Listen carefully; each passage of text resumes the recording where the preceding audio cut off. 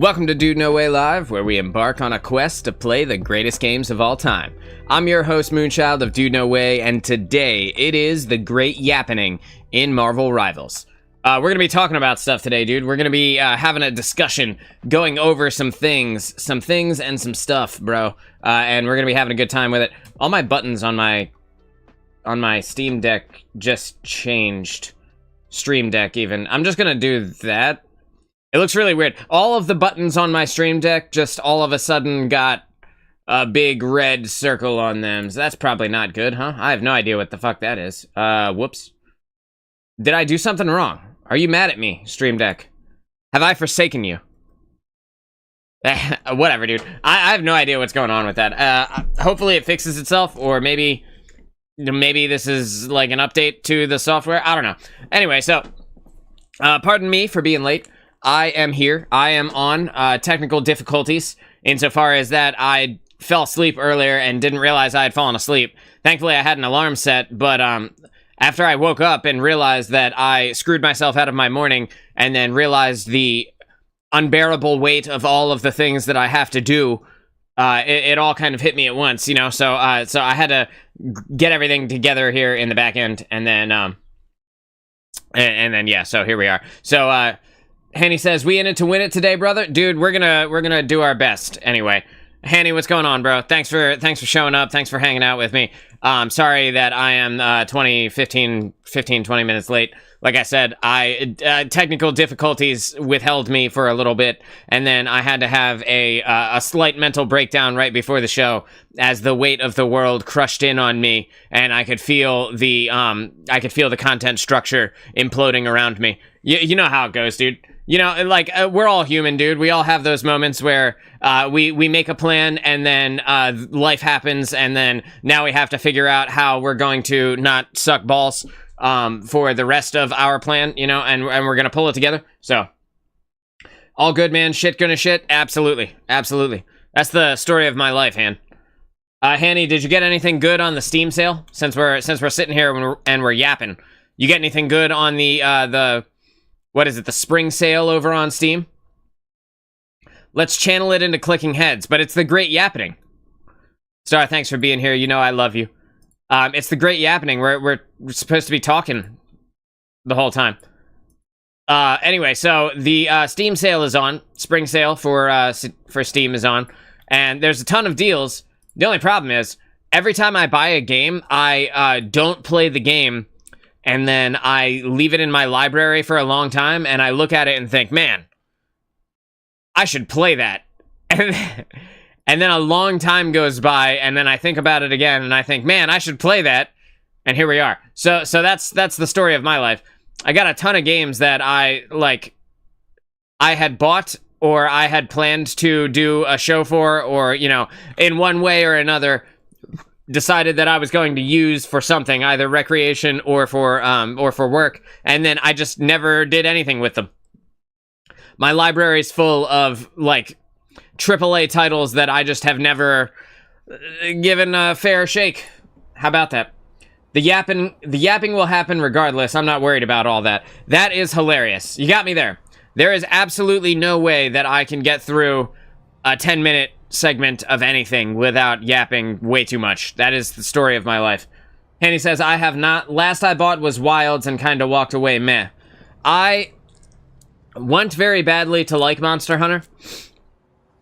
I just have this thing, right, where, and Hanny, you might feel this sometimes too, where, like, you know how Game of Thrones is like a tough, badass, hardship-filled world, and, like, The Witcher, and, like, even to a lesser extent, but like a greater extent as well, like WoW, like the Warcraft universe. You know how, like, gritty and, like, hard these places feel? Excuse me, I had a hair on top of my camera. I hope that didn't come through. You know what I'm talking about? Too much positivity in Monster Hunter. Thank you.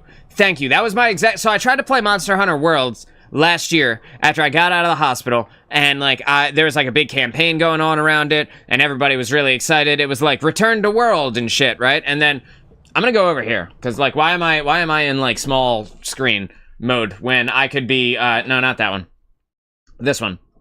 I'm gonna go over here, like, because why am I in small screen world when I could be talking to you in the big screen here? I need to fix my shirt, though. Now my shirt looks weird in the camera.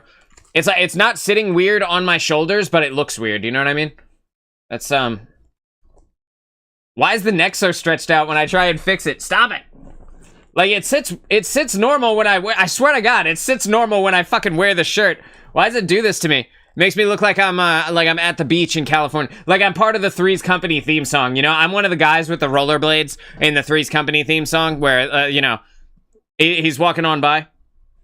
You look fine, bro. Thank you. Thank you. You know, everybody gets self-conscious about their appearance, but it's like, I'm not trying to show the collarbone. You gotta be a tier 2 sub for collarbone access. You know what I'm saying? It's important. You know, you gotta have standards for yourself. So anyway, going back to Monster Hunter. I really wanted to like it, and last year I got out of the hospital. They were running, what is it, Capcom? Hasbro? Bandai? Is it Bandai? I forget who the publisher of Monster Hunter is. It's one of those. They were doing, like, the campaign, like, the Return to World campaign, where it's like, hey, come back, play Capcom. I thought so. Play Monster Hunter World, enjoy the game and shit. And let me just see, is this from my light?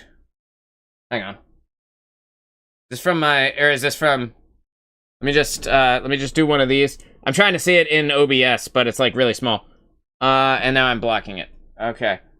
Yeah, so it's from the curtain. What I thought. The sun is beaming through really hard today. That's better. It doesn't have to be perfect. I don't really give that much of a shit. You guys can see there's the sun behind me. I don't know if you knew this, but we live in the same universe. Fucking crazy, right? So they were doing this Return to World thing, and I was like, man, that looks like a lot of fun. I think I might really enjoy playing this Monster Hunter game. And I booted it up, and I was like, is this, like, these NPCs, why are they so fucking happy?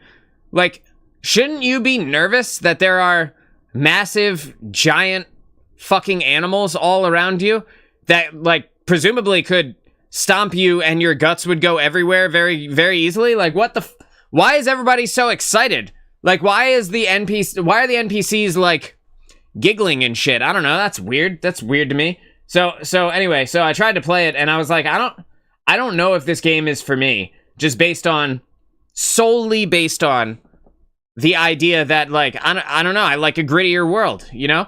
And so I played it for a little bit, and everybody was just too upbeat.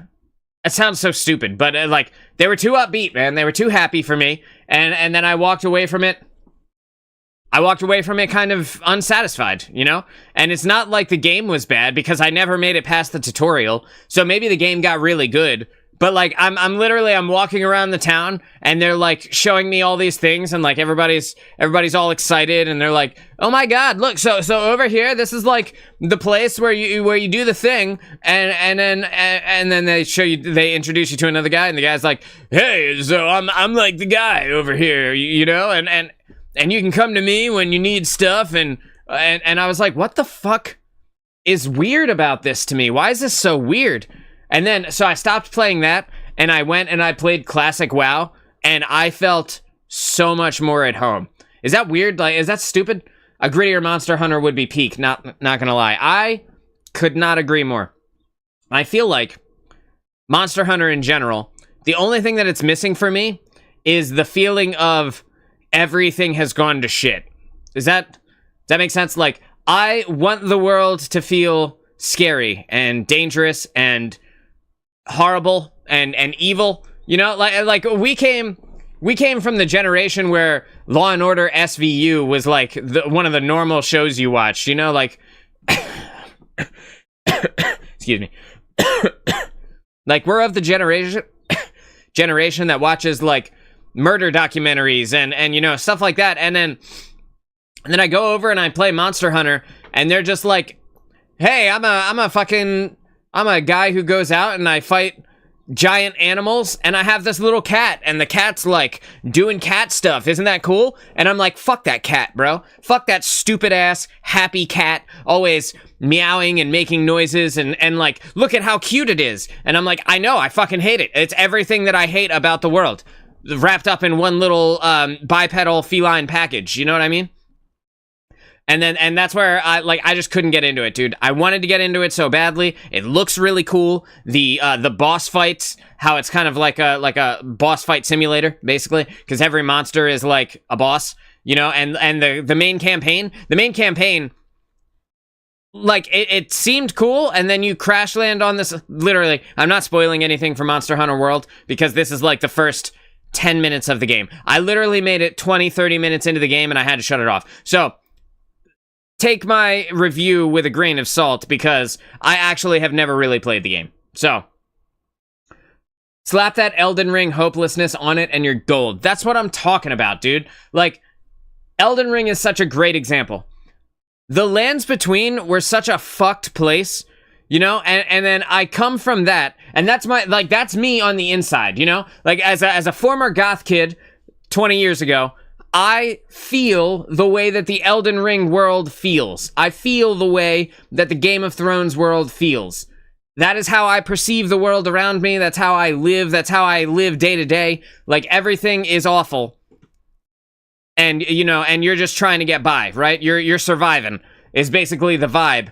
And then you go into Monster Hunter and you got a happy cat following you around, and like and some random person that just decided they were your friend. Like they're like your handler or whatever, and in Monster Hunter World, it's like some girl on the boat from the intro sequence, and you're like, I met you for 30 seconds. Why are you so buddy-buddy with me? What are you so fucking happy about, you know? And that's the disconnect, man. That's where I lost it.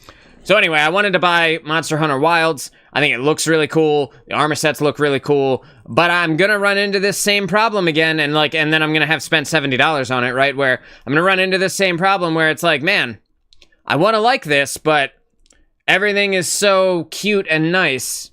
I don't know if this one is actually for me, you know? And again, I think we just come from a different time. Maybe we're just different people, you know? And I don't know, I played a lot of Japanese games, and like not all of them make me feel this way. You know, Elden Ring is a Japanese game. Perfect example. The Souls games are made in Japan from a Japanese developer. They feel great. They feel exactly like what I would want. You know, Bloodborne and fucking Dark Souls 3 and Elden Ring. Like, these games, that's what I want to play, you know? That's the feeling, that's the vibe I want when I go into a game. An adventure game. Like an adventure action roleplay game. That's what I want. Not like an ARPG, like an isometric top-down RPG like Diablo or Path of Exile. Not those. Because with those, like, they try and give you, like, hey, the world feels like this, but, like, you're looking down at this tiny little, like, pube of a character, and they're running around doing, like, crazy shit, and you're fighting, like, 10 billion monsters at the same time in a top-down isometric ARPG. You know what I'm talking about? Where, like... Excuse me. Excuse me. Star coughed in the other room, and apparently coughing is contagious still after my sickness. So... But you know what I'm talking about in an ARPG where every enemy just feels, like, unimportant because the enemies are so weak and you kill them in such massive numbers that every enemy just feels like a speck, like an ant in your way. You know what I mean? And you have to crush it with your tiny pube feet, and then you continue on fighting massive hordes of ants that just keep coming at you. And that style of game is fine for certain people. I enjoyed it for a little while. I played Diablo for a few seasons. I played Diablo 3 all the way through, but I never really got into the end game or the multi-season, you know, re-roll a character every 3 months bullshit. The same thing happened with Diablo 4.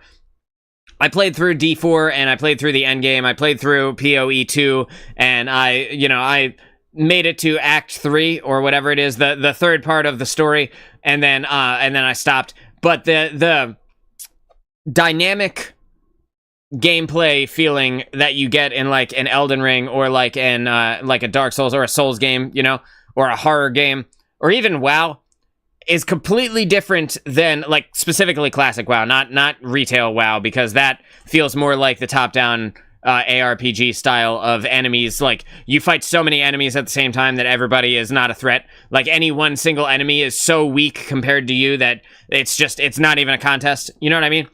I like the Souls game / classic WoW feeling where one enemy feels like you might die. You know, like this might be the end of you if you don't play this correctly. And it's only one dude. God forbid a second guy comes, you know? And that was the feeling that I didn't really like about PoE and about Diablo 4. Is like, I liked the games, I liked what they were doing, I liked the build crafting, I like, you know, the itemization in D4 was questionable, but like, putting a build together was really fun, so like, that part was really cool. But then you fight these massive hordes of monsters, gigantic fucking like 300 monsters in a row type fights, and it's like, I'm too godly. I'm too godly at whatever level I'm at.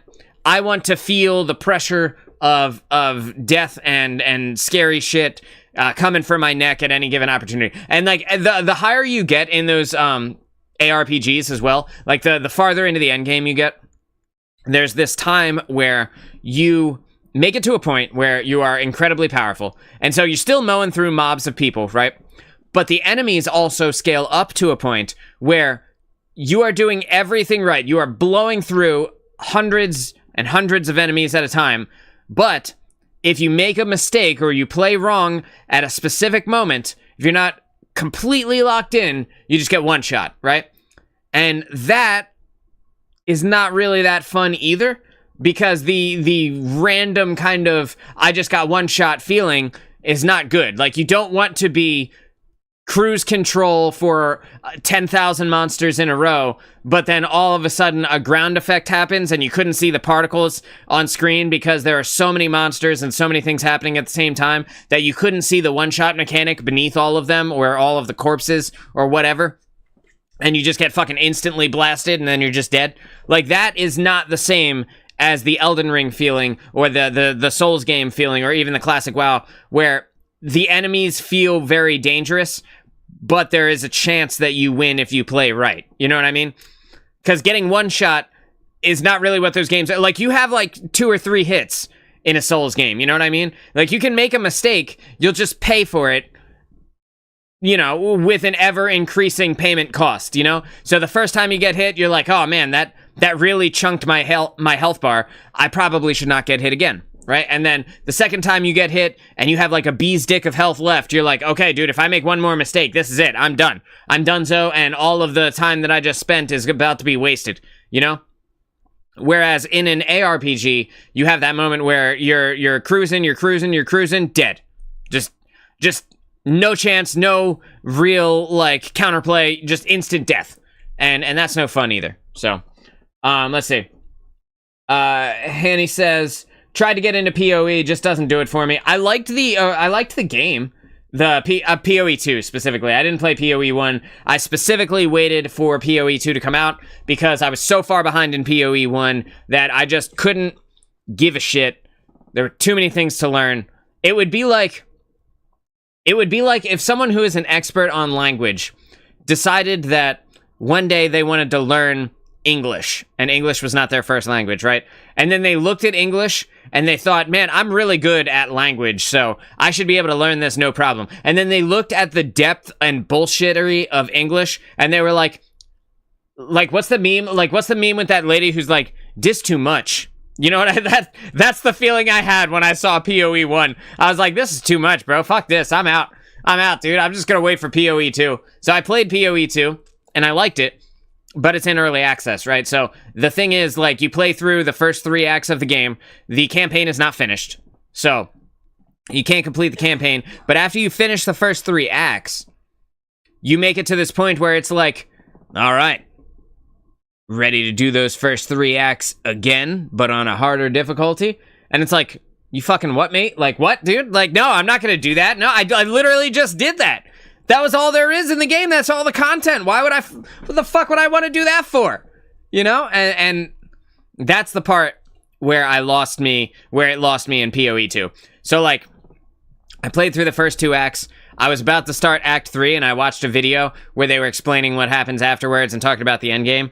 And that's when I found out about doing the campaign again after that. And then you get into the end game where it's like, you know, you run these, they're called maps. Yeah, but it's basically like you run randomly generated maps, and try and get the items you want to then do like some endgame bosses or whatever. And I was like, no, I'm just not doing it. Like, I paid the $30 for this game, but, and I mean this from the bottom of my heart, fuck that. I'm not doing it, dude. I'm not going through the campaign a second time on a slightly harder difficulty just because there's no other content to do. Like, if I were playing the game on release, I would have chose the higher difficulty off the jump because I trust myself to be able to figure my shit out, you know? Even if I get one shot for the first 3 hours of the game, as I slowly, methodically inch my way toward the smallest incremental power increases necessary to be able to compete and play the game normally, I would rather do that than play the campaign a second time. Before I've made it to the end game, before I played through the whole thing. Like, imagine if you finished leveling in WoW, in Classic WoW specifically, not like Retail WoW, where they're like, hey, you want a level boost? You want to go all the way to the max level just for signing your account on? It's like, no, fuck that. I don't want that.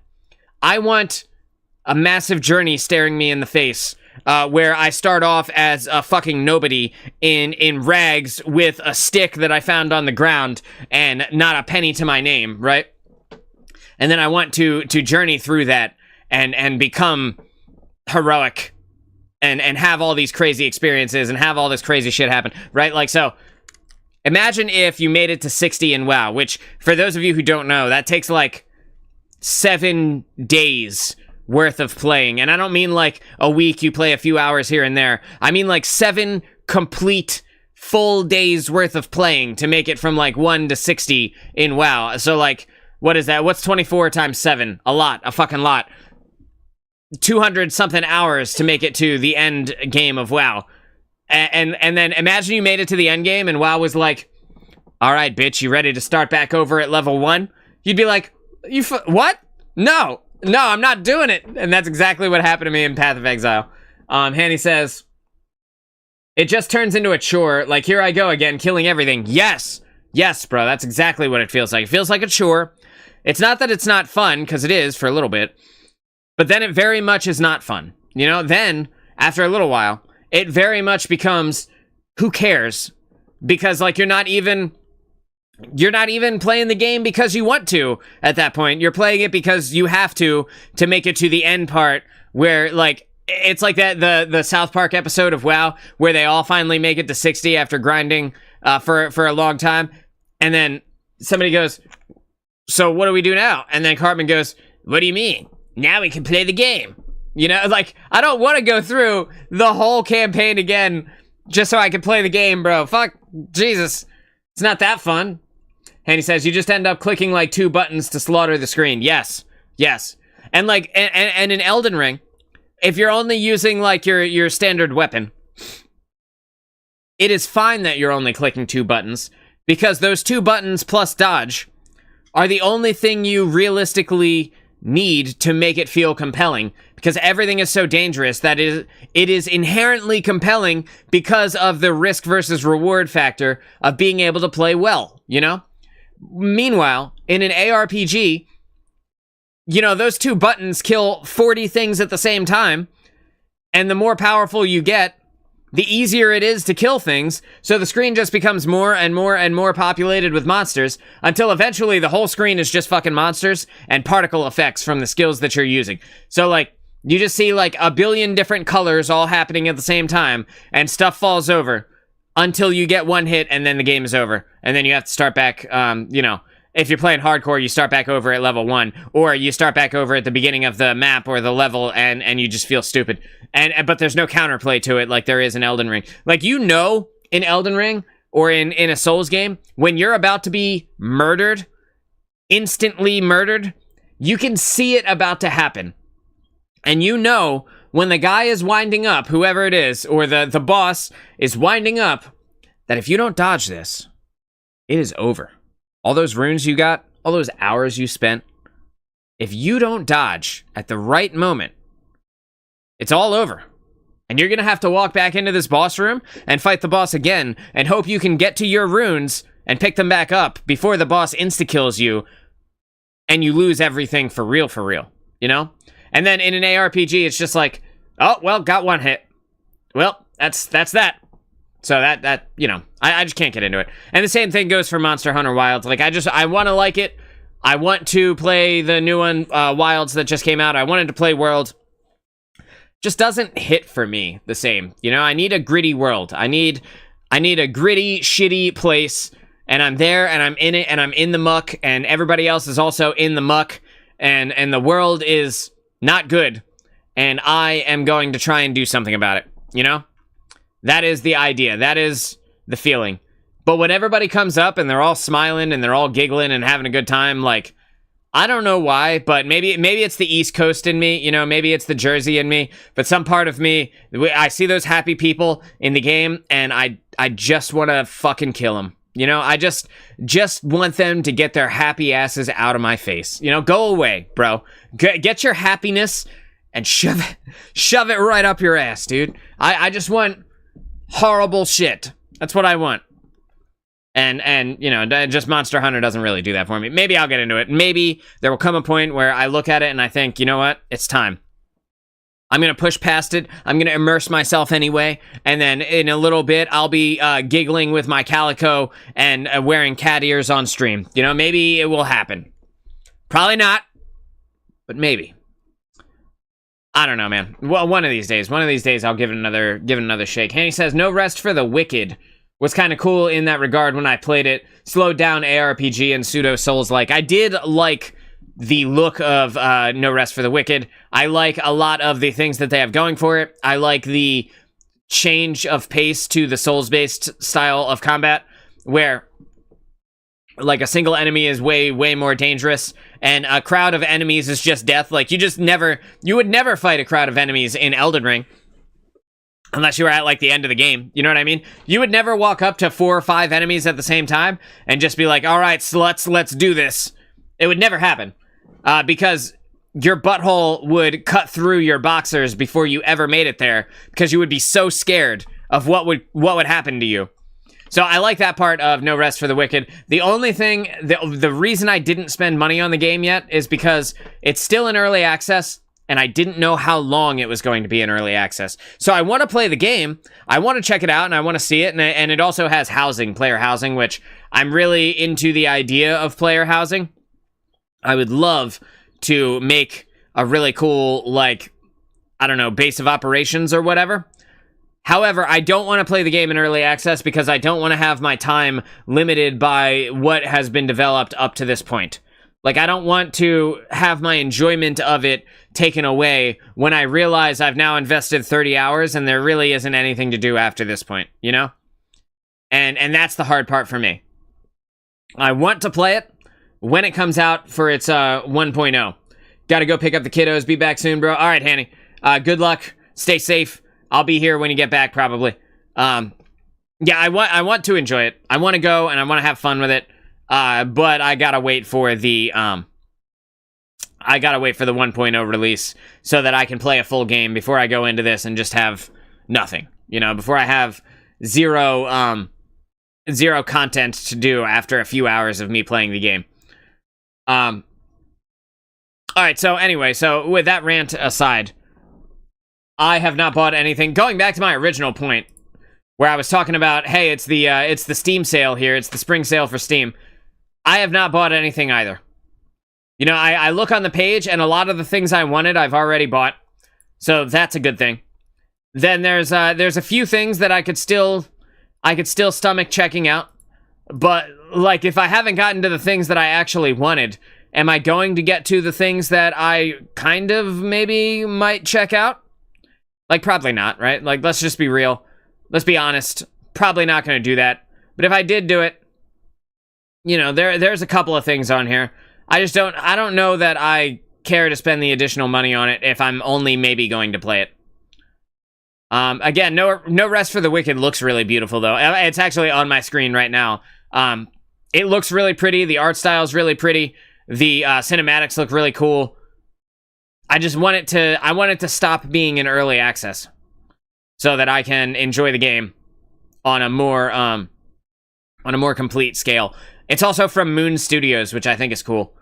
You know, because of who I am. So, one of these days I'll get around to it. In my library right now, like, I still want to play Baldur's Gate 3.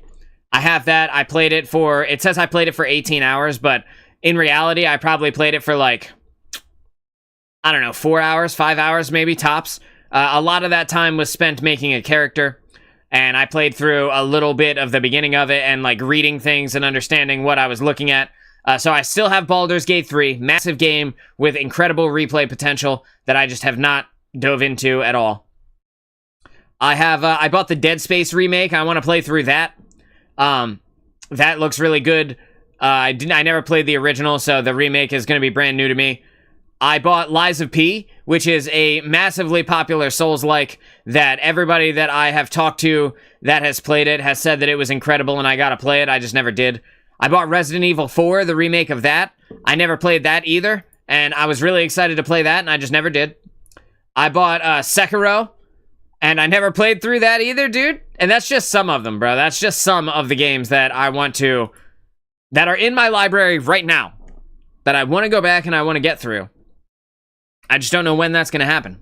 Honestly, I have no idea when that will come to pass.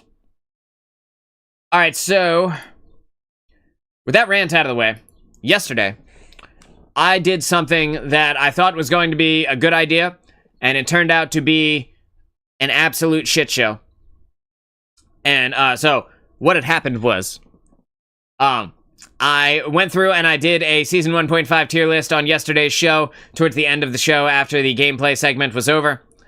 And so here's how it went down. I did the list. I was about halfway through the list, and then my camera was covering the entirety of the screen, or like a good portion of the screen. And most of the things that I talked about from that point forward were unable to be seen, which means I can't turn that into a video because I can't actually see what the hell I was talking about. And that felt really bad. That was incredibly discouraging. However, when you fall off a horse, you got to get back on. So let's go back over to the full cam screen. Let's check out the, to the Chrome screen. Let's check out the Season 1.5 tier list again, and let's just make it happen here. I'm going to pull this up on my screen. I still want to see, is there a way that I can make this just a little bit better looking for the show? How would I even go about doing that? Just give me 1 sec. I'm just going to pull this over, and I'm going to do a little bit of this. I just want to see if I can do a little bit better of a job, making sure that I'm not covering the camera or covering the content even, but at the same time that I'm covering enough of the screen that I'm like still relevant in there. That's closer. Closer. Okay, so I need... make it a little bit smaller. Let's try that. Does that work? Does that work? Not really. Not really. What a shit show, bro. Jesus Christ. Alright, so I'm just gonna do this. Let's just keep hitting Control-Z until I make it back to the point where I was. That's good enough. It's gonna have to be good enough. So anyway, I wanted to do this Season 1.5 tier list because we haven't talked about it since the Season 1 patch has come out. We've had a lot of time to sit with this meta now, and I think that it's important that we go over everyone. We talk about where everyone is and where everyone is at in the current state of the meta after several balance changes.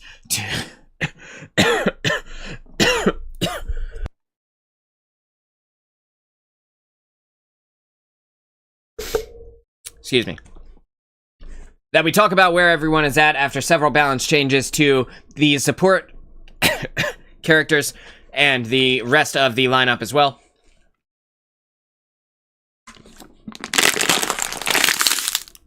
Just gonna take a sip of that water real quick so I don't die. So I wanted to go over this Season 1.5 tier list. I wanted to turn this into a video from yesterday, but we're gonna do it again so that I can actually do the content. So let's start with Adam Warlock. Adam Warlock is B tier. Still one of the worst healers, in my opinion. His heal is pretty garbage. His ability to keep the team alive is not great. His damage output is actually pretty good. It got buffed in the Season 1.5 patch, and he can now hit people from farther away for full damage, or for closer to full damage, with his hit scan primary fire. His secondary fire is very powerful. His res is hit or miss. It can be good. It can be terrible. Just kind of depends on the situation, depends on whether or not your team is going to get like instantly dumpstered by the enemy team as soon as you bring them back. I think he is an okay support, best in a 3 support lineup, and other than that, I don't want to see an Adam Warlock at all. If you're out there, excuse me. If you're out there locking in on Adam Warlock immediately as soon as the game starts, please stop. Please stop. I hate seeing him. Everybody hates having an Adam Warlock on their team. He's not good. He's not going to be good. Stop trying to make something that's not good work. Stop jamming the square peg into the round hole and expecting different results. It's not going to happen. He's not that good. Just play somebody else, dude. Just play anybody else but Jeff, and you will have a better time than Adam Warlock. Anyway, Black Panther, I think, is B tier as well. Above Adam Warlock. I think Black Panther is pretty good. His damage is not that high. Burst damage, not that high. However, if you pull off your combos and everything goes right, the stars align, no bullshit happens where your dash doesn't reset, and also nobody turns and instantly deletes you, I think that Black Panther can do pretty well. He is still the tickle monster extraordinaire. He still does not deal enough damage to realistically kill you quick enough. If you and your other support get dove by a Black Panther, the two of you heal each other, you will never die to the Black Panther. You just have to be fast and smart about what you do. The tank and the DPS, if you're getting dove by Black Panther, and you and your 2 support are both getting dove at the same moment, you have to ignore the tank and the DPS and just focus on each other, keep each other alive, and Black Panther will eventually run out of resources and have to leave. And then, after that, you have really nothing to worry about. His damage is not high enough to insta-gib you, unless you're already low health. I think he's an okay character. I think there are better DPS options. Black Widow, I think it's C tier. I can't put her into D tier because she is still a very high value ceiling character, so you could still do a fuckload of work with Black Widow. You just have to make sure that you can actually hit the shots. Do you hit the shots? If yes, you're great. If no, you suck. And you could have played anybody else and gotten more value. And that's kind of where Black Widow falls in the Season 1.5 patch. She got a buff to her ultimate, a balance, I would say, to her ultimate, insofar as that it slows you for less than it used to slow you for, but it also applies the vulnerable effect to you, which means that Black Widow can one-hit you if you're a 250 HP target, and that is good. Like, being able to one-hit the targets is what you need on a sniper character to make her good enough to be able to be played at all. She now has that with the power of her ultimate, and it still slows, although just not quite as much as it used to. So she's still very high value ceiling, very, very, very low potential for you. If you don't hit shots, you just suck. You're just dead weight for your team at that point. Hulk, I think Hulk is A tier, no longer S tier. In the Season 1.5 patch, the Iron Man Gamma team-up has gotten nerfed to where the team-up is only very slightly stronger than Iron Man on his own, which means you no longer need a Hulk, and with the addition of the Thing in the game, I think the Thing does everything that the Hulk does, but better, and I don't think you need a Hulk anymore. Still a very well-designed character. Still multiple health bars that you can burn through to keep your team, in the fight for longer. He's still got the Gamma Shield, which is pretty decent, The difference is, like, the Thing is just everything that the Hulk does, but more. And tanky, and, immune to crowd control and movement impairing effects. Like, the Thing does everything that you would want the Hulk to do. It's actually crazy that that's the character that is immune to so many things. And, like, and the Hulk, the strongest, crazy, insanely powerful character in, like, all of comics, this guy can be crowd controlled, but the fucking Thing can't? I don't know, bro. It's kind of weird, in my opinion. But Hulk is still pretty decent. He's not bad. He's not great. And I want to say thank you to the guy in Twitch chat for letting me ban you. Go fuck yourself and go away. So, Hulk is A tier. I think Captain America is also A tier. I'm going to say actually above Hulk right now. And I think that Captain America is low-key very slept on. I think that my opinion on this character has changed drastically. I like the character a lot more now than I did a month ago. Or like a month and a half ago, whenever the season came out, right?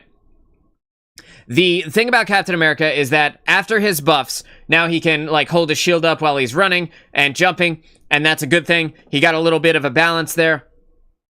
little bit of a buff as well. He can now melee while his shield is in travel, you know, because his shield, you throw it fucking ricochets and stuff. But he can now, like, punch things and choose whether to punch things or hit them with the shield, which means that he can break through shield tanks like Magneto or Doctor Strange. And because of that, plus his amazing value in stalling and being a menace to the backline of the enemy team, like, Captain America is low-key kind of cracked, bro. And people are starting to see his skill potential.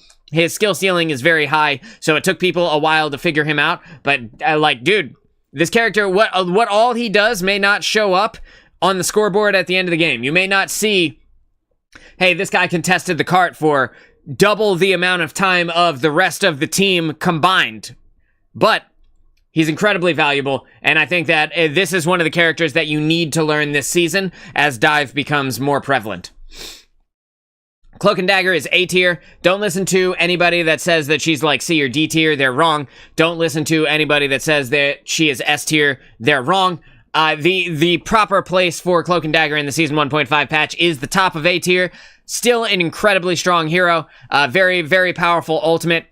The ultimate got nerfed because you can't stack the dashes anymore for double the healing that you used to be able to, but the base healing on the actual dash got buffed. The timing in between when you dash and then you dash again got buffed as well, so you now dash faster in between the dashes, which means that you're going to get killed by a lot less Magnetos. The Magneto goes up in the sky, tries to hit you with the meatball. In Season 1, you would have been killed by that almost every single time. It's just over. There's nothing really you can do unless you got behind cover and you happen to avoid it. Now it's like 1 in every 30 times Magneto pops ult, he'll be able to actually time it perfectly to hit you in your Cloak and Dagger ultimate. It just doesn't really happen that often anymore. And so, while the ultimate itself got nerfed very slightly, and the charge time for the ultimate also got nerfed very slightly, the time that you survive in the ultimate is actually a lot better now. So, I think Cloak and Dagger, very, very high A-tier character, an incredibly strong kit, very versatile, not as strong as some of the other ultimates, which we'll talk about in a bit, but incredibly powerful still, and the things that you can do with them are incredibly powerful still. Doctor Strange, still S tier. Doctor Strange got nerfed from 650 HP down to 600 HP, and that did fuck all to stop Doctor Strange in his, like, reign of dominance inside of Marvel Rivals. You can't stop this man, dude. You can't you can't patch him out unless you nerf him into the ground. He is so good, still so good. Everything that he does is amazing. All of the parts of his kit work together really well. They cover all the possible situations. He has everything that you would want from a tank. He can shield, he can fly, he can teleport, he can portal your team to the point in times when you absolutely need it. He's got a game-changing ultimate. 50 HP less does absolutely nothing to stop this guy. He's so good, he's still so good, and that's not going to change unless they destroy his entire kit. Groot is A tier. Groot is, I would say, one of the best tanks in the game, but not quite the level of Doctor Strange and another tank that we'll talk about in a minute. Groot's ability to block damage is unmatched still. He is incredibly powerful in his ability to soak up damage and create nuisance walls for the enemy team.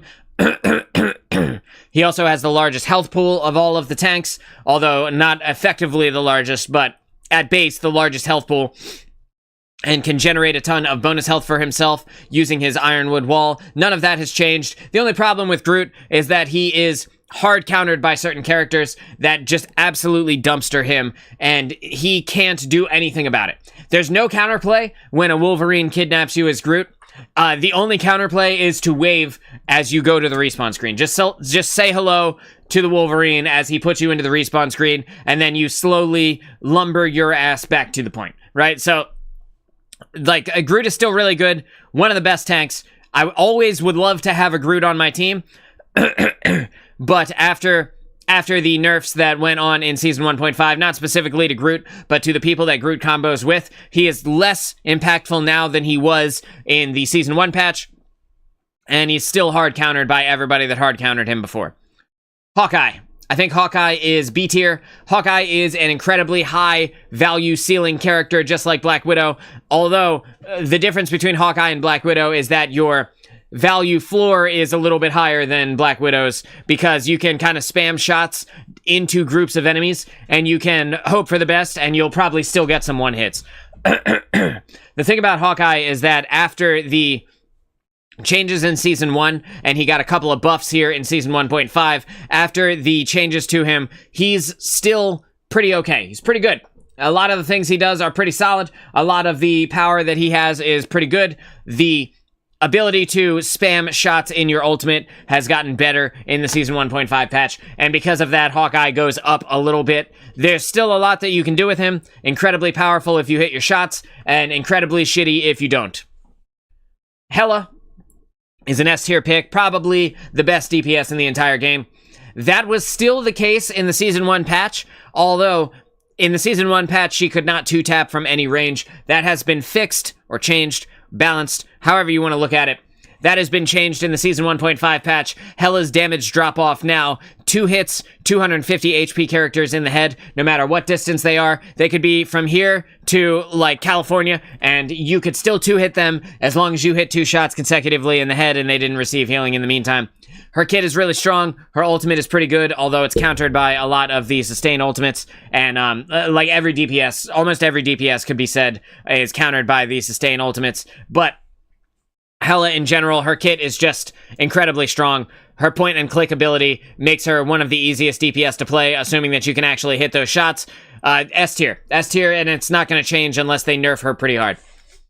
Iron Fist. Iron Fist is B tier. I'm going to put him below Hawkeye because his value ceiling is smaller than Hawkeye's value ceiling, but his ability to actually mess up tanks has gone up since the Season 1.5 patch. The patch has nerfed his primary damage when he's doing his fast punches after a block. I went like this, but you couldn't see it. So when he's fast punching after blocking, he deals less damage to squishies now than he did before. However, because he now has percentage-based HP damage, which means that the damage is done based on how high your total HP is. So against tanks, he does more damage. Against squishy characters, he does less damage. They did a pretty good job. This character has come back into the meta a little bit here. Not so much that you're going to see him in every game, but when you do see him, he might actually kill you this time. Although it's less likely that he will kill you if you're a squishy character. Decent changes to Iron Fist overall. I think he's better than he was before. Iron Man is the bottom of C tier, above Black Widow, but just above the dumpster tier, because Iron Man is hard countered by any hit scan character in the game, by Namor, by even characters like Iron Fist and Spider-Man. Like, it's just so easy to die when you are a flying character. And now Iron Man got a buff, which makes his value on his own better than it's ever been. It's more valuable to have an Iron Man without a Hulk team up now than it ever has been since Marvel Rivals released, but, and this is the big caveat, when you play this character, you just get fucking killed immediately. Like, you come around the corner, you're like, alright, bitch, here we go. You know, you rub your hands together, you put out the things, and then you get tapped in the head, and you fucking go back to the respawn screen. It's terrible. It is awful feeling to play this character in this current meta. You can be killed so easily, and there's almost no counterplay. Even if you, like, jiggle peek your corners, and you jiggle peek, like, the roof of a building and shit, you're still gonna just get picked out of the sky. Or, like, one of the melee characters is gonna come up to you, like Iron Fist. He's just gonna, like, run along the wall, and then he's gonna get up into the sky, and then he's gonna use his homing left click to punch you to death while you try and fly away from him, but you can't because it just auto-locks onto you and continues taking Iron Fist slowly through the sky. No matter where you go, there's no escaping it. Iron Man's potential kills that he can get are pretty good. He's still pretty strong. His beam is now stronger than it was before at base, and a little bit weaker with the Gamma team up, but you don't even need the Gamma team up for the beam to be crazy good. It's still crazy good. You just can't live long enough to do anything with him, so he gets the kind of low end of C tier here.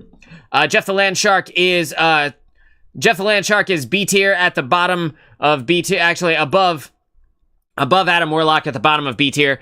Jeff the Landshark has traditionally been played as, like, kind of a heal bot type character. Recently, people have started playing him as, like, a flanker, and the amount of annoying shit you can do on Jeff is more now than it's been in a while. So Jeff the Landshark is not bad. Flo, am I doing another rating? just place your face cam lower than where the characters are. You know, I thought about that, Flo, but when I pulled I messed around with this in the pre-show, trying to get this set up. When I pulled my face cam down here, I couldn't get it to where it didn't look stupid, and, like, the ad kept playing, you know what I mean? Like, the ad is always prevalent, ever prevalent right here, so I was trying to cover my face up with the ad. Flo, I'm sorry if you were here for the, tier list yesterday, and you watched it, but, like, I was covering up this entire, like, second half of the screen. I'm trying to do it to where it, like, points at the screen where I'm actually trying to... This is nowhere near where I'm actually pointing at. I'm pointing to, like, the corner of my room right now, but whatever. It looks like it's right. I was covering up, like, half of everything from this point over. You know what I mean? And because of that, like, the second half of the tier list was so scuffed, I can never turn it into content, because there's no way to remove my face cam, so you can't understand what I'm talking about. So anyway, that's why I did what I did. And now we're doing it again so that I can turn this into a video, so that I have something to link at the end of the video that I'm currently working on, so that there's something relevant for the time, so that you can click through and watch another video after this current video that I'm working on gets finished. Which, by the way, I'm making some serious progress on this on this fucking video.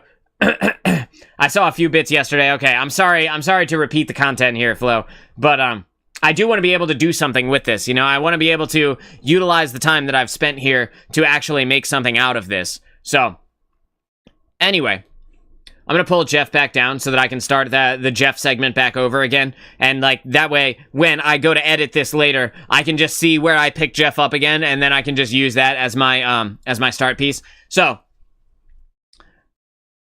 I'm working on this video currently.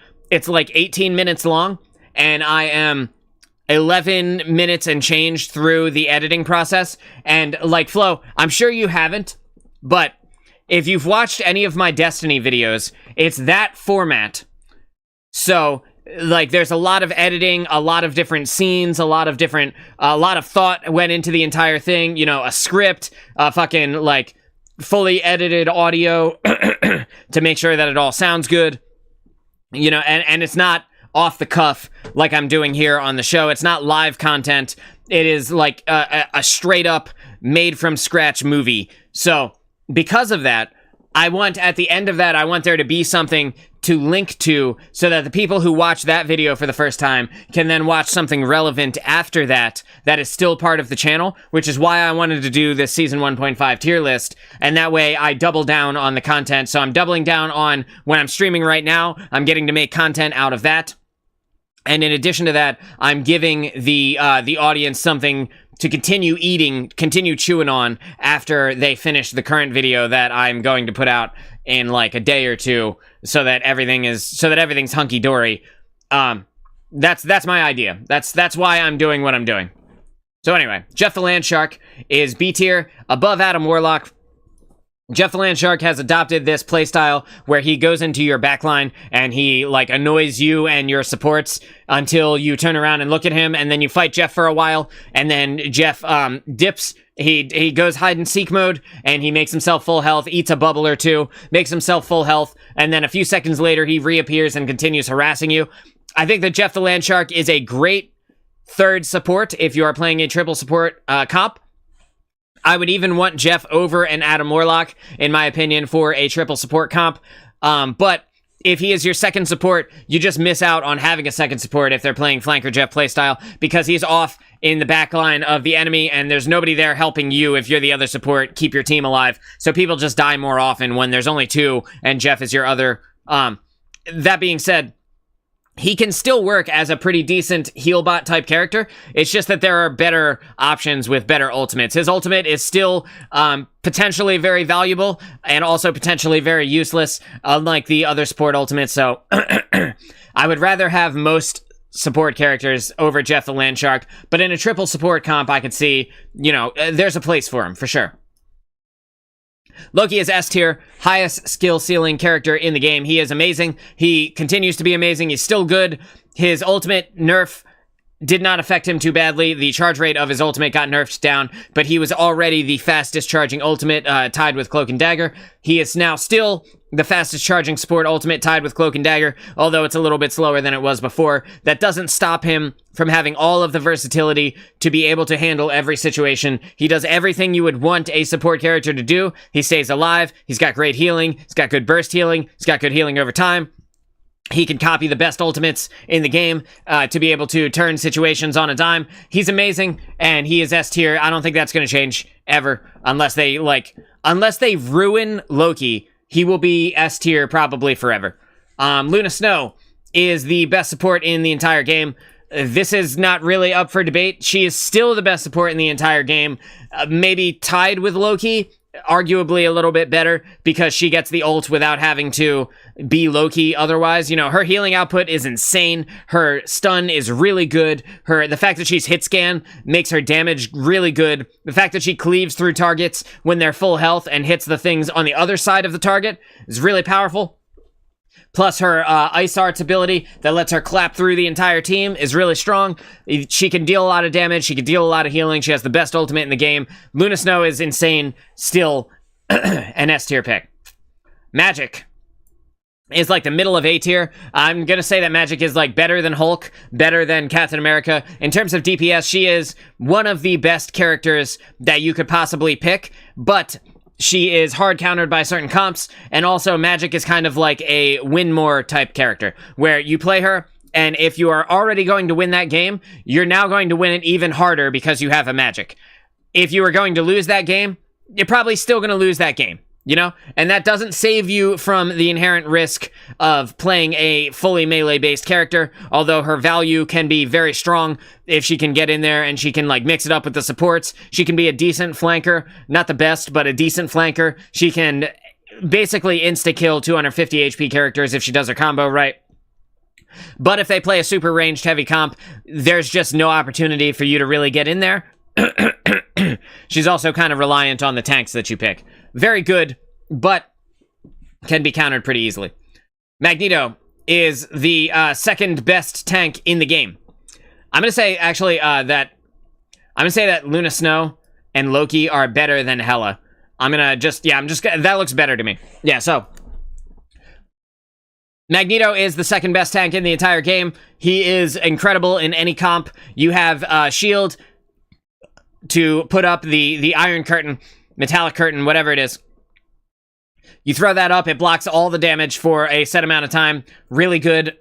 You have the personal bubble, you have the teammate bubble, you have an ultimate that lets you fly, which counters his one movement downside, which is he can't move that fast and he has no verticality. So if he gets like pulled off a map by a Spider-Man, the Magneto just falls like a stone to his death. You know what I mean? But because of his ultimate, he can utilize that to lift himself up into the air and save himself, and then potentially still get a kill. Ultimate is still very strong.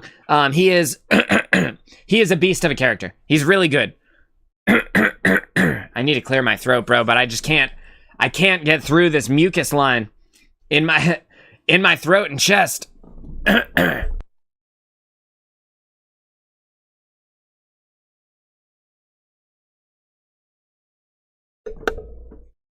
Okay, hopefully that did it. I had to clear my throat real loud there. Magneto's still one of the best tanks in the game. I don't think there's ever a time when you don't want a Magneto.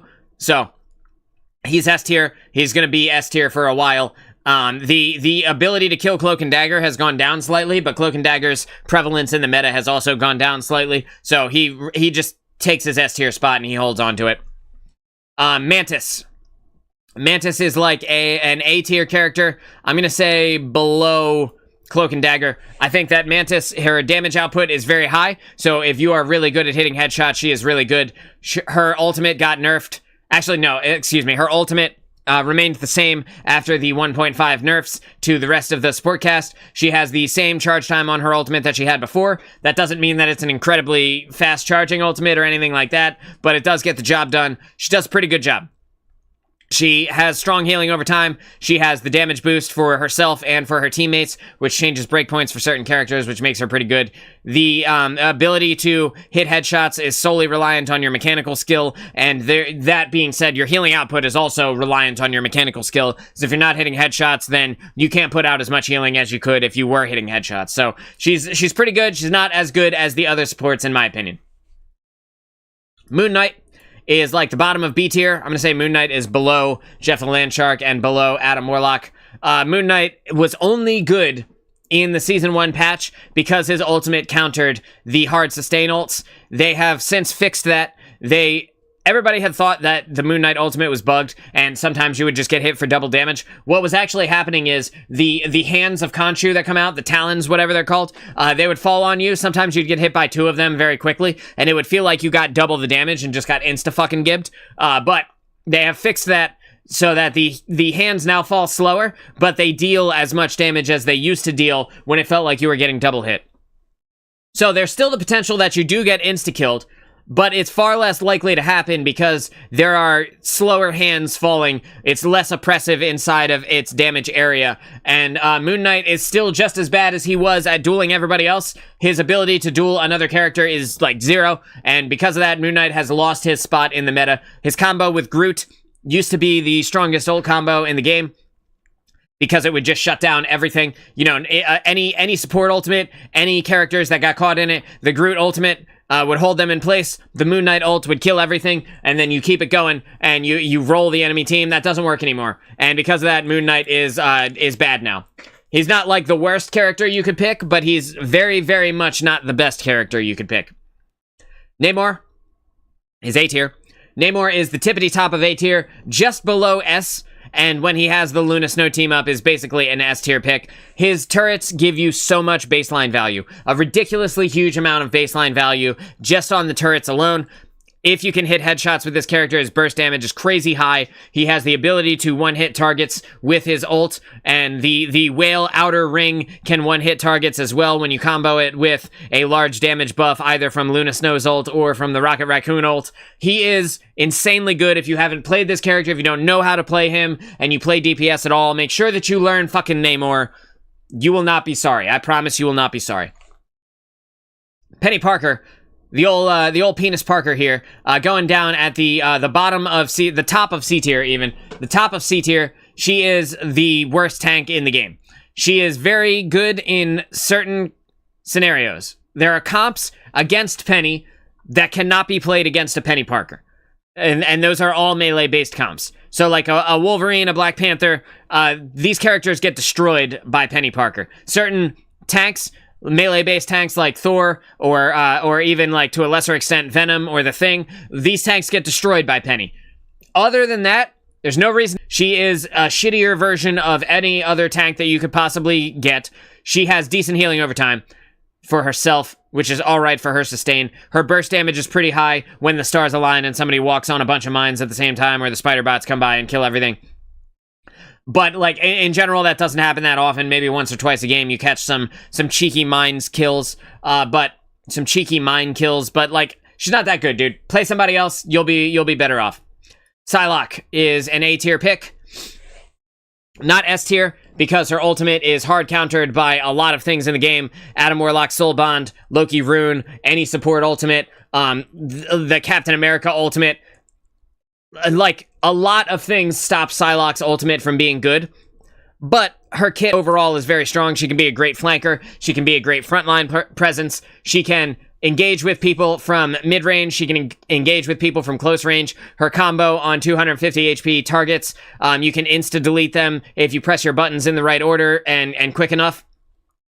And in general, she can also do that to up to like 350 HP targets if she does the combo correctly, where it's like the left click, the right click, the left click, and then you can also you can either pull the shurikens out of them for the big damage, or you can dash through them for the big damage from the pull as well as the dash itself. And if you follow that up with a melee, you can kill these really high health duelists like Wolverine very, very quickly. But in general, she is not quite as powerful as like Namor, whose baseline value is a little bit higher, and definitely not as powerful as Hela, whose baseline value is a lot higher, because all she has to do is click ahead 2 times and everybody dies. So Psylocke, very good, not the best, but very good. Punisher is like the tippity top of B tier, at the very, very, very top of B tier.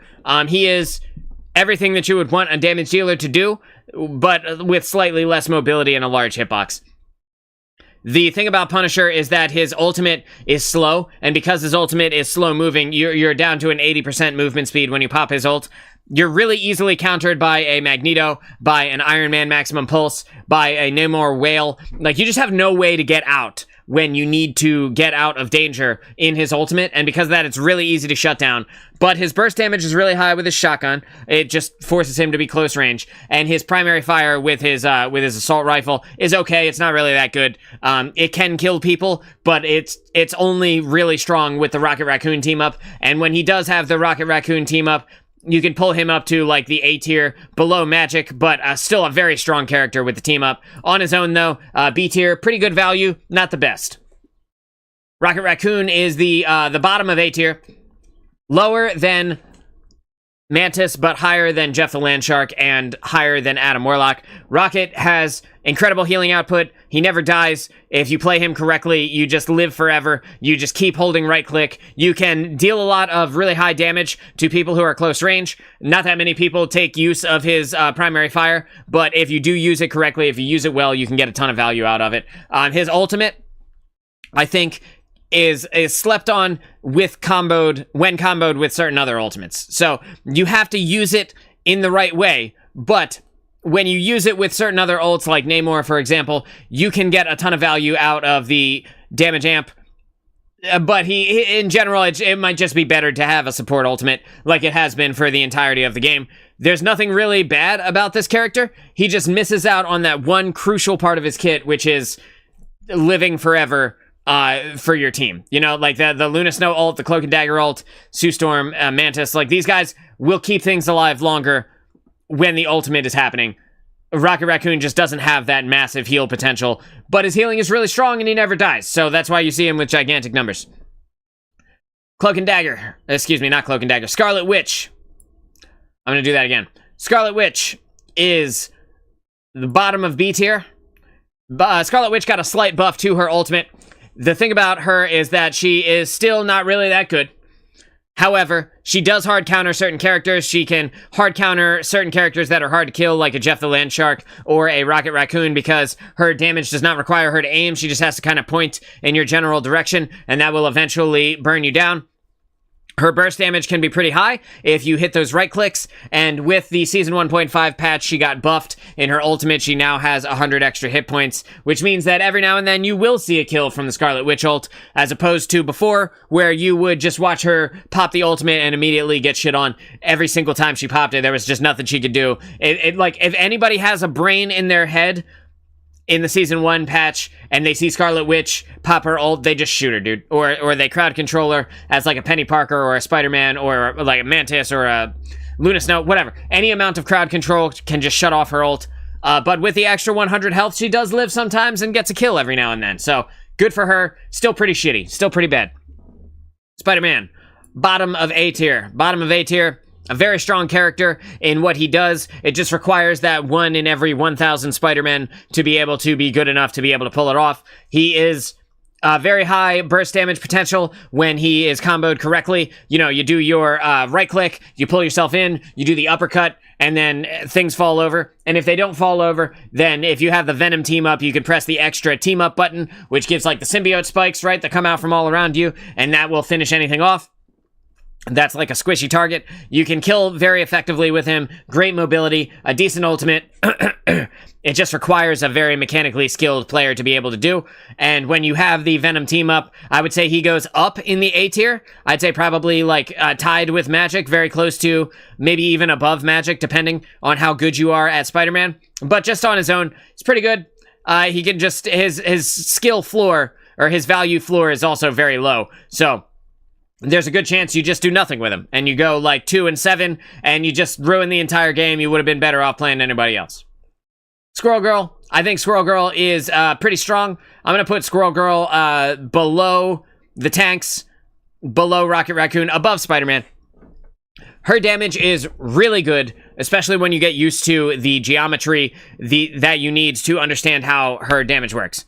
She got them nuts. She does indeed have them nuts, Hanny. She is nuts. She's a very good character. Handy says, the moon haunts you. That's exactly it. Yeah, dude, Like, Moon Knight was really good. His ultimate really did haunt you prior to the Season 1.5 patch. Now, after the changes, like the moon stalks you outside your window. Like, the moon is a peeping Tom while you're in the shower. Like, that's how scary the Moon Knight ult is now compared to how it used to be, you know?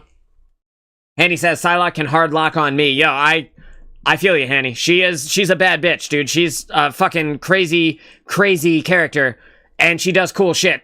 Yeah, she feels like an anime character when you're playing her, too. And that's kind of cool. Like, she feels like she is super powered. I get that this is a fucking game about superheroes, right? But she really feels like a superhero when you're playing her. The things that she does are really cool. Anyway, so going back to Squirrel Girl.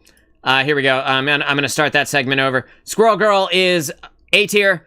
I'm gonna say below the tanks. Below Rocket Raccoon, but above Spider-Man. And the reason that Squirrel Girl is so good is because her damage is really high. If you get used to the geometry that you have to understand to be able to get consistent damage out of her, then you can very, very easily burst down targets that are either mid-health, like the 275 to the 250. Those guys just fall over. Anything above that, you can burst them down still pretty quickly. Her Immobilize is really strong, and it really fucks certain characters like any of the tanks, especially like Venom, who wants to get in there and get out. If you immobilize Venom right as he's about to use his movement ability, and then he can't get out when it's dangerous, then Venom just falls over. The ultimate... excuse me. The ultimate from Squirrel Girl is also really strong. She does massive work with the Squirrel Stampede if no one shoots it. And it is like a heat-seeking missile, bro. It tracks you down, it shoots you, like it eats you up, it kills you so fast. And if you get hit with one primary fire followed by the Squirrel Stampede, you're basically just dead. If you had any damage on you, you're basically just dead. But if the enemy team has like a single brain cell, and as soon as she says Squirrel Stampede, if everyone on the enemy team turns and shoots at one time, then the ultimate's just gone, and she gets no value out of it. So, like, for the teams when they're killing the ultimate, she's like B tier. For the teams when they are not killing the ultimate, she is like the top of A tier. So I'm gonna average that out by putting her down at the bottom of A. She's really strong, high burst, but, you know, it can be easily countered by paying attention and just killing things. Also, if your enemy team takes high ground, they can just never let you get a kill with the Squirrel Stampede, and that's pretty funny. Star-Lord is an S-tier DPS. He is still strong. He has iframes. He has movement. In the Season 1.5 patch, his movement got buffed. His little jetpack feet got buffed. He's got 50% more time inside of the jetpack feet now, which means that he can re-maneuver himself to places where he needs to be even easier than he could before. His ultimate is a game changer. It team wipes if you use it correctly. If you don't use it correctly, you can very easily die. But it is like auto aim, max value, tons of damage, and he's really strong. He's really strong. He hasn't really seen any part of the meta where he can't fit into. He fits in basically every team. And the other good thing about Star-Lord, and this goes for Mantis as well, is that if your team is running the triple support comp and you have an Adam Warlock, Star-Lord gets to resurrect himself, and so does Mantis, and that is really powerful. Being able to come back to life as either Mantis or Star-Lord is crazy strong. But, like, on his own, he's still S tier. Even without an Adam Warlock, he's still S tier. He just does so much. He has so much potential and so much damage output. You can never go wrong putting a Star-Lord in basically any comp. And so, yeah, so that's where he sits. Storm. Storm is a very strong character. I'm going to put Storm right here. I think Storm is like the middle to the bottom of A tier. She is still really powerful. A little bit of a nerf in the Season 1.5 patch. She is not quite as strong and oppressive as she was before, and in addition to that, with the balance of Hela being able to 2-tap at range, you run into the same problem with Storm that you run into with Iron Man, that you run into with the Human Torch, which is that you just can't exist in a world where Hela is there. Like, Storm will just get instantly dumpstered, the same way that Iron Man and Human Torch do. She just gets shot out of the sky, and she's too easily countered by the characters that are good right now. Her ability to kill people over and over again with her ultimate is less now than it was before. Even with the team up with Johnny Storm, which extends the duration of her ultimate, it can't kill through the support ultimates, although it showed her being able to do that in the trailer for the Season 1.5 patch with the fire tornadoes, and then Storm goes in, and it's like, bah, I'm the big fire tornado, holy shit, and it like kills through a Luna snow ult. That's not real. That doesn't happen in real life unless Luna is standing right next to the fire tornadoes of Human Torch's ult, while also getting damaged by the Storm ult. It doesn't happen, dude. It just doesn't. So, she's not as good as she was, still very strong, still very powerful, can still generate an ult very quickly, but instantly gets deleted against certain team comps, so she can never make it back into the S tier, in my opinion. False advertising, exactly. Exactly, bro. Like, it looks like she should be able to wipe a team, but she, like, honestly kind of can't. And that's not great, huh? That's not, like, what you want to see. You want your ultimate to feel ultimate. And unfortunately, with Storm, it's still good, it just doesn't feel as good as they made it seem like it would, you know? I just want to make sure that I'm not blocking any characters. No, I'm not. Okay, good. We got Thor. Thor is like the bottom of A tier. Thor is really good and really, really strong when comboed with certain tanks. He requires another tank to be able to be effective. You can't have a main tank be Thor. He doesn't have the ability to block damage and survive the way that a Magneto does, the way that a Doctor Strange does. Even Groot, he just can't do it. He can't live through all of that punishment. So, if you pair Thor with a Captain America, if you pair him with a Thing, or literally any tank, he does great. Does great. He has somebody to also accept some of that punishment, and then he can get in there, he can brawl it out, he can get out when he needs to, and he can utilize his big damage, which is like his awakening rune, where he like throws the lightning bolts and shit. Wow, you know, I'm fucking Thor, the god of thunder and shit. And that deals a lot of damage. That's still good. Like I said, he just can't exist on his own as a main tank, and because of that, he's not going to make it to the top of A tier. Great kit overall, good sustain, ability to generate bonus health is always nice, but, you know, he just can't do it on his own. Venom has risen hard in the meta right now. I'm going to say that Venom is above Spider-Man, definitely above Squirrel Girl, below Rocket Raccoon, and maybe above Hulk? Question mark? See, it's tough. Okay, so I'm gonna leave Venom right here, and I think that this is a good spot for him. Hulk is a better tank than Venom, but Venom got a couple of buffs in the Season 1.5 patch that make him a lot better than he was, and so it's very close between the two. So, in the Season 1.5 patch, Venom has the dive down out of the sky move where it dives down on people, it hits them, and they get knocked up into the air, right? Well, now Venom pulls people to the center of where he hits. So when he lands, everything that's around him gets pulled in, and because of that, you're able to utilize his right click, which attaches a little symbiote umbilical cord, which attaches a little symbiote umbilical cord to the people that are around you that slows them down and deals damage after a few seconds. Because they get pulled in now, you can more reliably, because they get pulled in now, you can more reliably pull off the damage from the right-click move. Also, dive is incredibly prevalent in this current meta. So when you combine Venom with one of the dive tanks, like a Thor, or like a Thing, or like Thing's not necessarily a dive tank, but he works, or like a Captain America, or really any of the other tanks as well, but specifically for dive, like Venom does work, bro, when it comes to the dive. He is incredibly good at getting in, getting out. He has a massive effective HP pool, and he can deal a lot of damage and potentially one-hit squishies if you combo your ultimate with the right-click damage going off. So when the damage goes off from the right-click, if you instantly press the I come up as Venom's face and shark bite everything that's around me, you can insta-kill 250, 275 HP characters. They just fall over, and it's really fun.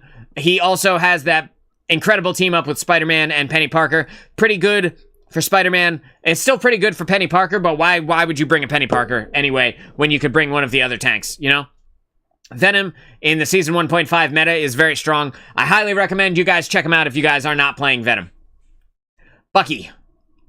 Bucky is the tippity top of A tier in terms of DPS. He is arguably S tier against certain comps, and arguably a little less viable against others, although his kit is insane. His kit does everything that you would want a damage dealer to do, and it does it well. So the only problem is, in this meta where flyers are kind of a little bit more prevalent, where you're going to see more Storms and Johnny Storms, that makes it less reliable to use Bucky because his travel time on his primary fire is such that it's more difficult to hit flying targets consistently with the headshots.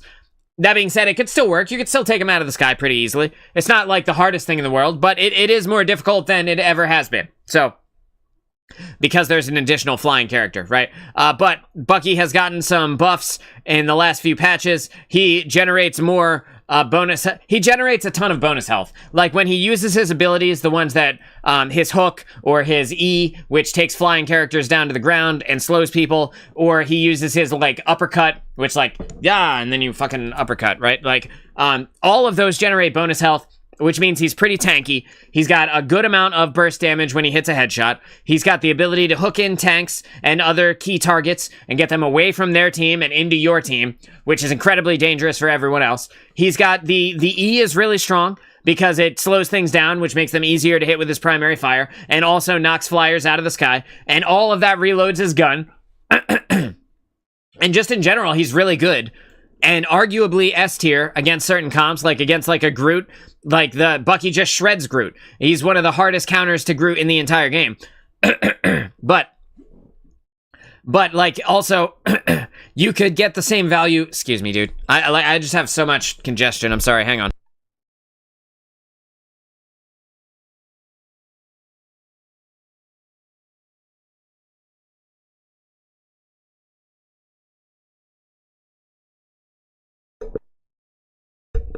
Gross, bro. Gross. All right.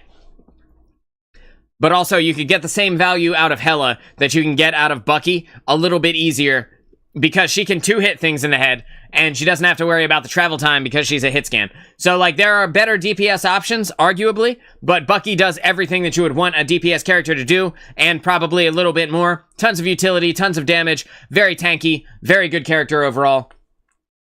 With the team up with Rocket Raccoon, could be argued as S tier, and I think that Bucky is probably going to stay as one of the best DPS for a while. Is he better than Namor? I don't know. Maybe. I think it's like neck and neck between him and Namor. The ultimate for Bucky is arguably better because you can use it so many times in a row. But in addition to that, Namor also has the ability to one-hit characters, which Bucky doesn't have with his ultimate. It doesn't deal enough damage to one-hit them, but if they're low health, it will. And then with Namor, you can one-hit a full HP character, depending on where you can get them to stand or what external buffs you have active, so. Wolverine is a high A-tier character. I'm gonna say above Magic, below Storm. Pretty good overall. Still an incredibly powerful character, very tanky, can absolutely kidnap Groot, and take him on a magic carpet ride to hell, right? But the thing about Wolverine is that he isn't as good against the Thing because the Thing can't be kidnapped. And when Wolverine kidnaps you, like, he takes you up into the sky, pulls you away from your team, you land in the Wolverine team's, like front line, and everybody kind of just, pile drives the tank into the dirt, right? That doesn't happen when he's faced off against the Thing, because the Thing can't be crowd controlled in that way, can't be forced movement. There's no forced movement that happens with him. So, like, Wolverine has lost his S tier spot, in my opinion, because there is somebody that hard counters him now, as opposed to Wolverine just being the hard counter for every tank, basically, in the whole game.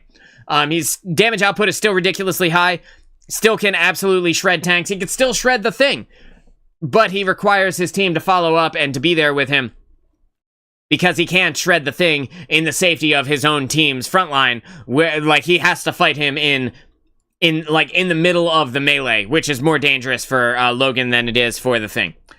Mr. Fantastic is in the D tier. D is for dumpster, because he sucks balls, dude. He is awful. He has stayed awful. I don't know if he's ever gonna get good. They tried to balance him in the Season 1.5 patch. His ultimate now deals more damage than it did before, which is great and all, but the problem is, when you have Mr. Fantastic and he's doing his, like, arm noodle swing thing, it doesn't deal enough damage to really kill anybody. He just lives for a long time, right? And then, assuming they're getting healed, right? Then he just lives for a long time and he doesn't really generate much value outside of that. His ultimate deals more damage and is more easily able to hit things than it used to be. So, like, he can pound on people while he's, like, bouncing up and down and doing his stupid haha bullshit, right? But It doesn't really kill things that much. So he's really bad. Worse than Black Widow, definitely worse than Iron Man, worse than Scarlet Witch. I would say, like, legitimately the worst damage character in the entire game. What were they trying to do with him? I'm not really sure, but everything that he does is done better by another character. And because of that, I just don't ever see a world where you realistically play him. Sue Storm. Sue Storm is like the top of A tier. I'm gonna say right here. Sue Storm is the top of A tier, very close to S, very, very strong character overall, a massively good neutral game, massively powerful in her heal, in her ability to crowd control the enemy and force them to move into places that they don't want to be. She is an incredibly strong character because she has the one-shot potential, which is the only support in the game that can actually one-hit things by sending them off the map with her forced physics ability. Her ultimate is pretty good, although the nerf to the charge time has hit her as hard as it hit the other ultimates in the game. I think she is still better than Cloak and Dagger because she can one-hit things and Cloak and Dagger can't. She is better than Mantis because her overall kit is more varied and valuable than Mantis's kit is. Her ability to go invisible can also keep her alive. Her ability to self-heal is pretty good. Just in general, a really good character, but not S tier. Not as oppressively S tier as Luna Snow's ult, and Luna Snow's kit in general is like pound for pound as good, basically, as Sue Storm's, although Luna lacks the one-hit potential. There is like very little difference between how powerful Luna can be in the neutral game compared to how powerful Sue can be in the neutral game. But then you pop Luna's ult, and it's just better, bro. It's just better than Sue's ult is, and it's not close. It's not a contest. Luna Snow is just the best support ult in the game, and Sue Storm is pretty goddamn good. Pretty strong, but not S tier. Very good character. The Thing is amazing. Borderline S tier in terms of what he can do. He does everything that you want a tank to do, and he does it well, and he has damage reduction, he has mobility, he has bonus health, he can get in, he can deal a lot of damage, he can get out, he's got a game-changing ultimate that stuns and deals enough damage with his primary and his secondary fire that you can really actually kill things with it. He is an incredibly strong character, but similarly to Thor, kind of requires another tank. You don't want your Thing to be the main tank. And the reason is because his damage reduction ability, which is like his leap, he leaps to somebody, and then he puts an earth shield around them, and it like puts rocks that orbit around your body, and it gives you a 30% damage reduction. He wants to use that to engage on the enemy. And if the Thing is the only person engaging in melee range, he has nobody to put that on. He has to use it on an ally. He has nobody to put that earth shield on, so he doesn't get to benefit from that part of his kit except for when he disengages. So he requires another tank to be able to get the full value out of his kit, and because of that, he can't make it into the S tier because that drawback, that limitation, forces him to play with another tank. The reason he's behind Groot, while I do think the Thing has a better kit than Groot does overall, Groot can be a main tank on his own, does not require another tank to be able to get the full value out of Groot, and because of that, he's just below Groot in terms of his potential. The Thing is amazing. Play the character. He's really good. Learn him if you haven't. He's really good. Johnny Storm. Human Torch. Human Torch is the second worst DPS character in the entire game. I wanted him to be good so badly. He is in a death match with Black Panther for the title of the Tickle Monster. He does no damage, bro. He does so little damage. Oh my god, his damage is terrible. When you get directly into the face of things with his primary fire, if they eat the entire primary fire to the head, they can actually die. And he can deal some pretty good burst damage this way. But he's a flying character, and he doesn't want to be in your face. Without the Sue Storm team up, he has no ability to generate additional health, and because of that, he's just too squishy to be up in the face of the enemy like that, with no real way to get out. Like, yes, he can fly faster, but that fly faster is not fast enough to escape when people are beating your fucking head in melee range because you were stupid enough to go into melee range to begin with. In addition to that, just like Storm and Iron Man, he suffers from the flyer syndrome, which is that he goes into the sky, and you just fucking die. You just get bullied out of the sky until you pick somebody else. Every time Human Torch deals damage, he is charging the enemy support ultimates to a massive degree because it's not enough damage to kill you, and they're just going to heal through it, and then they're going to get an ultimate before you get an ultimate, and his team up with Storm, everybody thinks is like insanely good. It's not really that good, bro. It's not really that good. Because it does give Storm a longer lasting ultimate, which is great, but his ultimate is still trash, and you would have been better off using an ultimate from another DPS that could have gotten more value on its own. You know? Like, giving Storm a longer ult does not negate the fact that his ultimate is not good. And he's just not that good. He's better than Mr. Fantastic, I will say that. Better than his brother-in-law in terms of the damage output that he can actually do. It is better than that. He has decent zoning capabilities. He can survive for a decently long time if you're not playing against a comp that can insta-kill you in the sky. But his burst damage is so low, his damage output is so slow, you can't kill things on him like you can with other heroes. And because of that, I think that Human Torch is going to remain in the dumpster tier until he gets some buffs. He desperately needs them. He did get a few changes in the Season 1.5 patch. It is not enough to save him from the dumpster. Netties, if you're watching this, make sure that you buff him again. Buff him again. Give him more. He needs more to be able to be useful. That is your Season 1.5 tier list. Thank you all for watching. I'll see you next time. So with that out of the way, that's the Season 1.5 tier list that I wanted to do today, since I already did one yesterday, but my camera was in the way. Now I can turn this into a video that people can watch at the end of the video that I'm currently editing, and I don't have to worry about the camera ruining the experience for everybody involved. So thank you for bearing with me through that. For everybody who already watched me do this yesterday, Hannibal says, yeah, fuck you, Johnny. Yeah, exactly. I'm blocking the most important thing, the ad. Yo, nobody wants to see the ad. Come on, man. Flo says, idea. What if we give the Torch the ability to generate health from doing DPS to encourage getting close for the burst damage while still allowing him to get out, assuming he hits the shots? That could work. There's a lot of things you could do with Human Torch that I think would be really cool. I think that, and this is crazy, right? But I think that if you allow him to cauterize his own wounds, I think that would be a cool way to be able to save the character from his current state, you know? Like, it doesn't have to be, like, it can even be triggered off of something else. Like, when he goes supernova, like, when he presses ult, if he presses ult, and then you use that as an ability to, like, imagine he just gains healing over time, like, the same amount that, like, Mantis gets for using an ability or something like that, you know? Like, if he just gains healing over time when he presses ult, that could be good. If he gains healing over time when he uses his faster fly, that could also be good. You know, you engulf yourself in flames, it cauterizes your wounds slightly. That would be a good way to be able to use the character. There's a lot you could do with him. But as he stands right now, he's just not good, man. He's just not good at all. I wanted to main this character in Season 1.5, and what ended up happening is I just have to laugh at how awful he is. Like, his ability to kill things is so small and so shitty that you realistically can't even use him. So that hurts. When the Torch presses ult, he blows up the whole map and ends the game. Yeah, dude, like, see, now we're talking, Flo. And I think that is reasonable and balanced. You know, you have to get a 25 kill streak, though. So, you know, you get a 25 kill streak on the Human Torch, and then he presses ult and tactical nukes the entire game, and your team wins the round, right? I think that's just fair, honestly.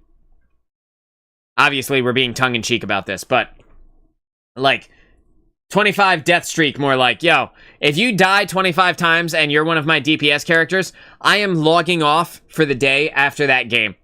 Dude, I am so not kidding.